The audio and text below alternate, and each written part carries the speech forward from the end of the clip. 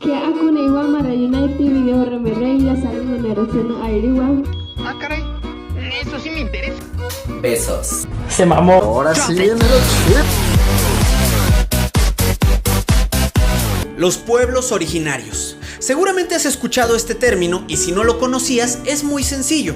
Se le llama pueblos originarios a los grupos humanos descendientes de culturas precolombinas, es decir, las culturas que existían antes de la llegada de los europeos a América y que aún mantienen sus características culturales, sociales y la mayoría de ellos con su lengua propia.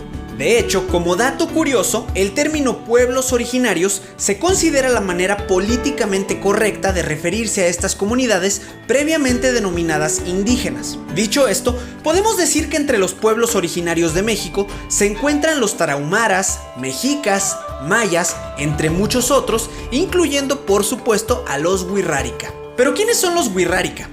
Se dice que esta comunidad llegó al norte de lo que ahora es el estado mexicano de Jalisco y aunque los antropólogos e historiadores no han logrado ponerse de acuerdo en cuanto a la época exacta de su llegada, sabemos que los wixárikas se establecieron desde entonces en una amplia región de la Sierra Madre Occidental, cubriendo los estados de Durango, Zacatecas, Jalisco y Nayarit.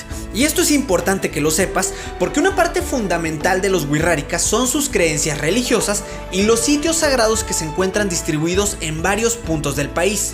Los más importantes son 5: San Blas en Nayarit, Sierra Huichola en Jalisco, Lago de Chapala en Jalisco, Cerro Gordo en Durango, Real de 14, San Luis Potosí, conocido como Viricuta, siendo este último el más importante.